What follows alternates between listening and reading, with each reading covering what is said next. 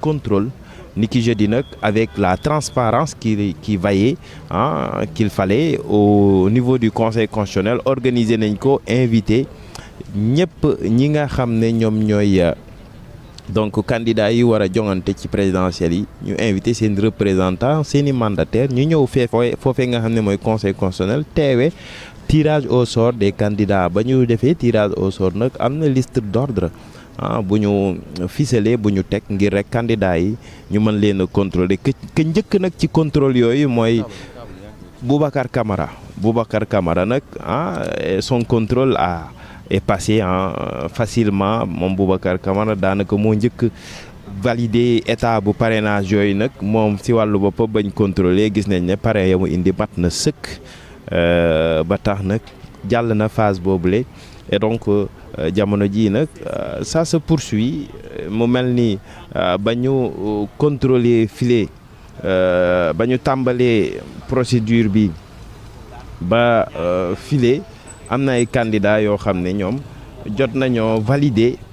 étape boobu nga xam ne ça s'avère être fondamental pour rek espérer participer ci élection yi ñetti fan nag de contrôle tey mu doon 4e jour bi et tey nag les pointures attendues aujourd'hui mun nañ ci jàpp ki nga xam ne mooy Abdourahmane Diouf donc l'ancien coéquipier même de Rewmi l'ancien directeur de campagne de Rewmi d'Idrissa Seck nga xam ne cette fois-ci dafa taxawal partem awale war ci dem ci jongante yi moom Abdourahmane Diouf ni ki tey lañ ko war a contrôler mais effectivement tey it lañ war a contrôler parrainage yu kii nga xam ne moom mooy Bassirou Diomaye Faye Bassirou Diomaye Faye moom it mu mel ni tey lañ koy xaarandi xam ndax dina jàll étape boobule oui ou non on le saura donc dans les prochaines heures. keneen koo xam ne tey dinañ ko contrôler muy Aminata Touré Mimi 2024 avec son mouvement Mimi Touré va passer au contrôle aujourd'hui aussi bu weesoo Mimi Touré également keneen koo xam ne it tey jii dinañ ko contrôler moom it mu doon parmi ces personnes tant attendues quand même pour une participation à la présidentielle muy le candidat Khalifa Ababacar Sall. Vous voyez à l'instant 3 avocats des demandeurs de la défense maanaam maître Ciré Clédor Ly moo Ousseynou Fall maître Ousseynou Fall il y a également maître Saïd Larifou donc ils sont trois ils viennent d'arriver, ils sont là, vous les voyez, maître Saïd Larifou, maître Clédor et maître Ousseynou Fall. Tous les 3 conseils sont arrivés à l'instant ici au niveau de la Cour suprême et ñu ngi noonu di dugg nag ci makkaanu atte bi pour rek dem défendre ce dossier. Je crois que l'affaire est prévue à 10h 0 minute. maa ngi ko doon wax tout à l'heure ñoom nag dans cette affaire ils ont soulevé l'exception d'inconstitutionnalité bi ñu jàpp ne maanaam tey fii ci Cour suprême waruñ ci mën a addu parce que maa ngi ko doon rappeler sànq ñoom dañ tënk seen li nga xam ne moom mooy exception boobu rek ci ñaari poñ yoo xam ne maanaam la loi organique du Conseil constitutionnel daf ci àddu waaye la loi organique de la Cour suprême daf ci àddu muy l'article 22 de la loi organique du Conseil constitutionnel.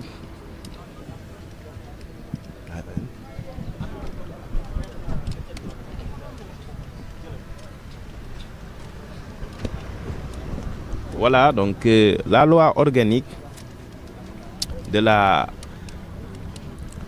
du Conseil constitutionnel, l'article 22 précisément, et également l'article 91 de la loi organique de la Cour suprême boo xam ne nag fësal na gis-gisam ci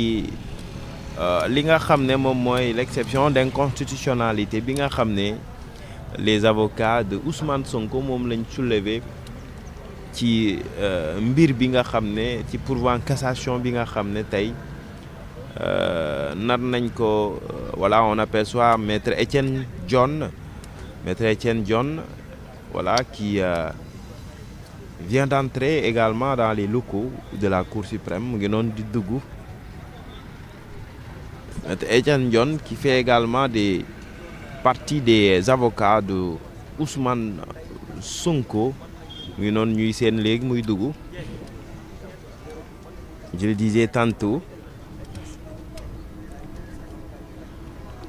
le disais tantôt et donc ñoom avocats de la défense ñoom ils ont soulevé l'exception d'inconstitutionnalité bi ñu jàpp ne tey fi li nga xam ne mooy Cour suprême waru ci mën a àddu parce que ni ma ko waxee sànq rek l'article 22 de la loi organique du Conseil constitutionnel et l'article 91 de la loi organique de la Cour suprême daf ci àddu di wax rek ne donc en cas de litige bu ñu soulever mbirum exception d'inconstitutionnalité donc soxal maître Babacar Ndiaye qu'on aperçoit également maître Babacar Ndiaye mi ngi noonu di dugg moom it il fait partie des avocats de la défense du pool d'avocats d'Ousmane Sonko. Il faut le rappeler, les avocats de Ousmane Sonko sont venus vraiment en masse ici ñoo ëpp avocat wu ñi nga xam ne ñooy maître autant pour moi le ministre Mame Mbaye Niang ñoo ëpp foofu avocat Ousmane Sonko on peut en compter une dizaine sur la liste et on les aperçoit donc venir donc pénétrer les locaux de la Cour suprême ñu ngi noonu di dugg bu ko weesoo ni ma ko waxee ñu ngi sukkandi seen donc taxawaay ci dossier bi ci li soxal rek mbirum exception d'inconstitutionnalité maanaam ay poñ yu ñu yëkkati rek jàpp ne dafa waroo ak yoon dafa waroo ak li constitution bi tënk ci dossier bi ba tax na ñoom la ñu gis mooy que Cour suprême ci boppam mënul addu tey jile ci pourvoi en cassation bi pour rendre définitive ce jugement la mu man kañ mooy jébbal ko conseil constitutionnel donc en vertu des articles 22 de la loi organique du Conseil constitutionnel et l'article 91 de la loi organique de la Cour suprême, des articles similaires boo xoolee ñoom ñoo bokk la ñuy wax dans le fond di wax ne li soxal makkaano àtte yi di cour d'appel ak Cour suprême donc li leen war rek mooy bu ñu leen saisiré ci jëm ci soulever li soxal wàllu exception d'inconstitutionnalité on voit Dianté un des alliés de la coalition Sonko 2024 qui vient faire donc son entrée pour assister à l'audience allié wu Sonko la Mamadou Lamine Dianté qu'on voit qui a également été à la cérémonie d'investiture de Ousmane Sonko donc la dernière fois ni ngeen ko gisee une cérémonie d'investiture qu'ils ont fait en catimini qu'ils ont fait donc qu'ils ont tenu dans une demeure, dans une maison, dans un domicile boo xam ne fa lañ ko amalee d'une manière vraiment donc nu mu ko mën a tuddee rek sobre ils ont tenu quand même la cérémonie d'investiture dans une atmosphère sobre pour ne pas peut-être voir qu'on puisse leur interdire donc l'affaire cette cérémonie d'investiture gis nañ biñ demandé la fois dernière pour que ñu may leen ñu def ko d'une manière publique au niveau du terrain d'ACAPES. Les autorités se sont opposées à la tenue de la manifestation ñoom nag ñu ñaxtu ko jooytu ko et ils se sont organisés quand même à le faire d'une manière sobre pour rek investir seen candidat Ousmane Sonko bi ñu jàpp ne kenn gënu kaa yey pour mu bokk ci jongante présidentielle yi ñu jip donc maa ngi ko doon souligner tout à l'heure ñoom ñoñ yi nag ñay défendre Ousmane Sonko ci dossier bii ko soxal ak Mame Mbaye Niang ñaari exception yooyu la ñu soulever cette exception d'inconstitutionnalité la ñu soulever tënk ko nag ci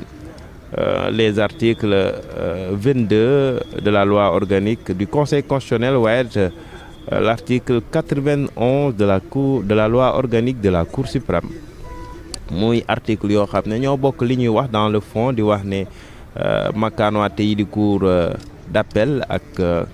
Cour suprême bu ñu waree àtte ci ab mbir ñu gis ne dañ fa soulever mbirum donc lii soxal exception d'inconstitutionnalité maanaam poñ yoo xam ne dafa waroo ak yoon dafa waroo ak li constitution tënk rek bu boobaa donc la war ñaari instance yooyu rek mooy jébbal ko conseil constitutionnel ci wàllu boppam addu ci ba noppi nag ñu doon a xam ban suite lañ koy jox loolu nag la article 22 de la loi organique bu conseil constitutionnel di wax waaye l'article 91 de la loi organique de la Cour suprême loolu lay wax dans le fond.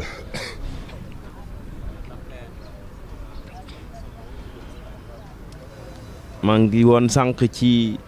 enjeu yi nga xam ne mooy plané ci mbir bi nga xam ne ñu ngi koy attee tey war nañ ko statuer tey file nga xam ne mooy Cour suprême et enjeu yi nag bokk na ci nag si donc le jugement est définitif ki nga xam ne mooy Ousmane Sonko mun na ci ñàkk ay éligibilité am en vertu des articles L29 et L30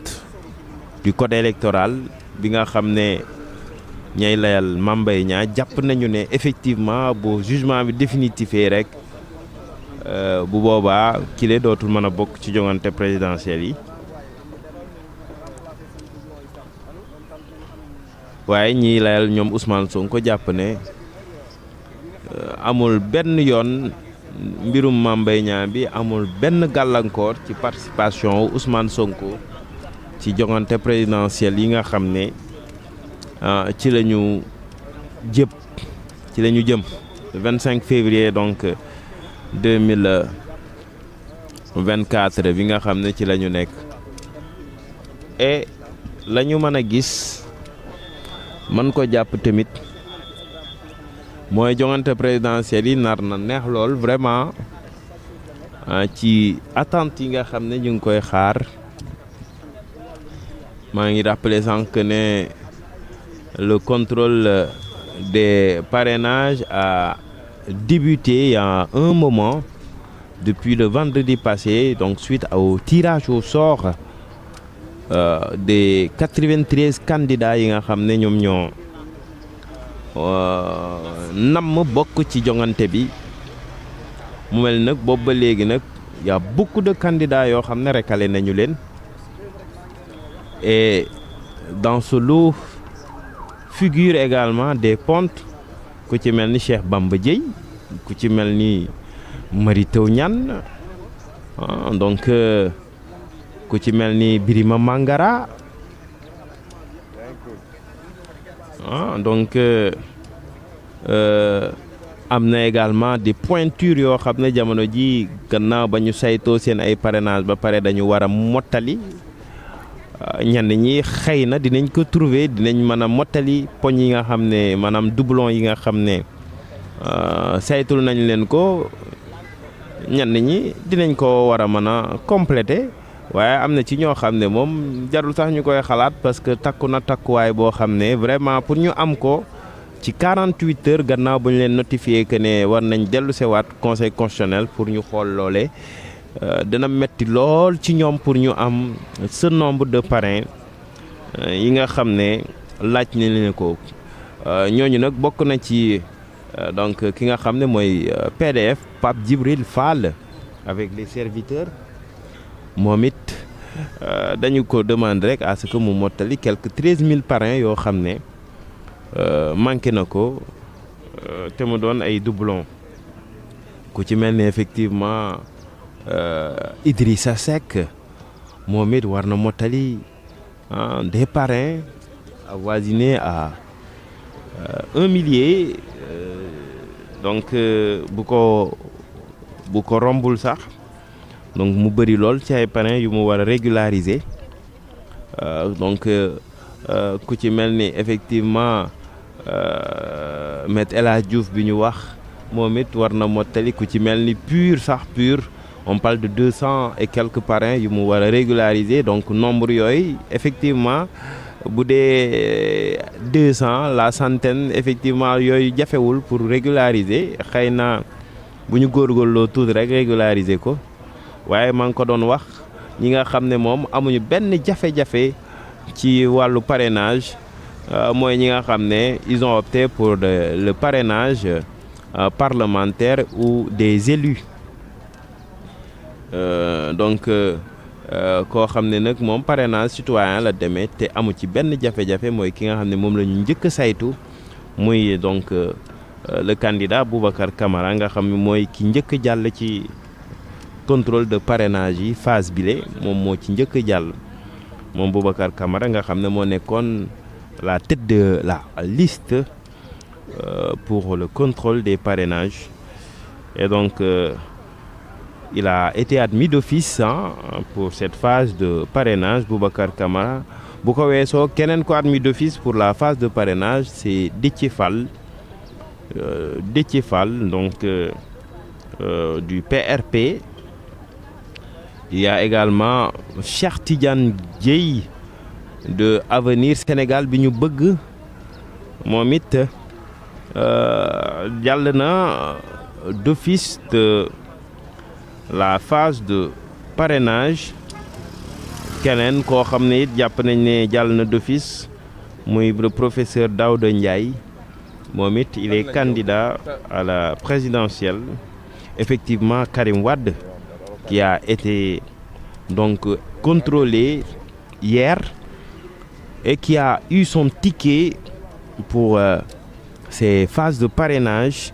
moom Karim Wade également misé sur le parrainage parlementaire tax mbir bi yomb lool ci moom et une autre personne qui a misé également sur le parrainage parlementaire muy le président Habib Sy de Yewwi Askan Wi moom it jàll na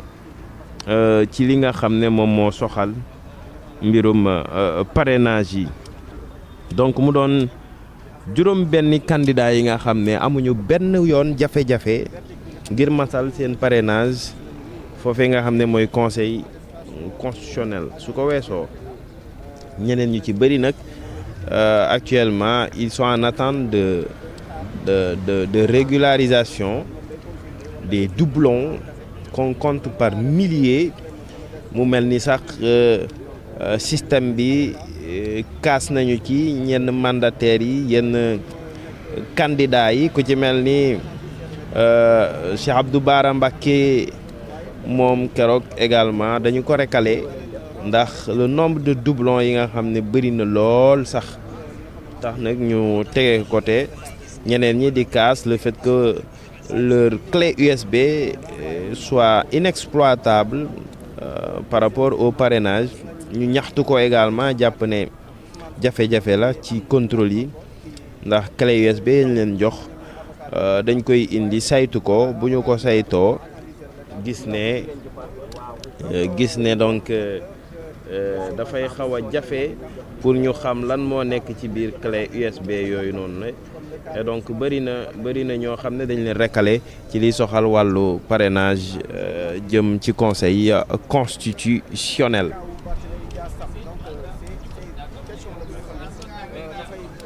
voilà muy li nga xam ne mën nañ ko jàpp pour l'instant soxal wàllu contrôle de parrainage yi. Et tey, je le disais tantôt, des pointures également sont attendues au niveau du Conseil constitutionnel.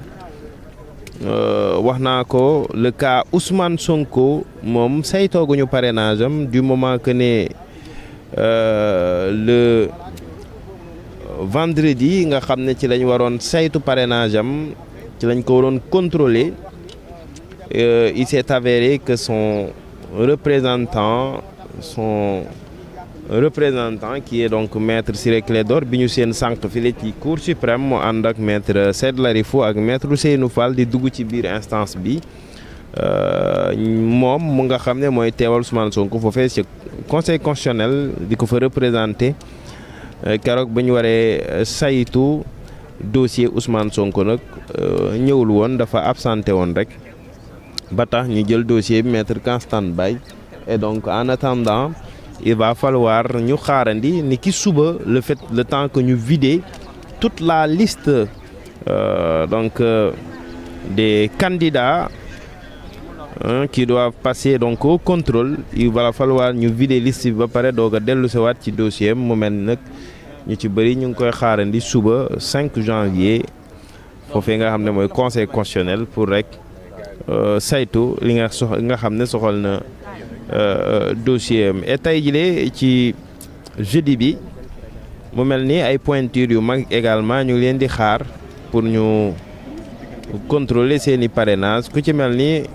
le candidat Khalifa Ababacar Sall ku ci mel ni la candidate Aminata Touré donc ku ci mel ni également Bassirou Diomaye Faye le candidat Bassirou Diomaye Faye de l'ex-Pastef effectivement mu mel ni ñooñu ay pointure la yoo xam ne yu mag a mag ñuy xaar tey keneen koo xam ne it ñu ngi koy xaar tey bokk na ci ki nga xam ne mooy l'ancien compagnon de Idrissa Seck muy donc son ancien directeur de campagne direct Abdourahmane Diouf moom it nga xam ne cette fois dafa dugal rek loxoom bu baax a baax ci li nga xam ne mooy jogante présidentielle yi pour rek cette fois dem ak dooleem ba tax na sukkandikuwul bootuwul ci benn leader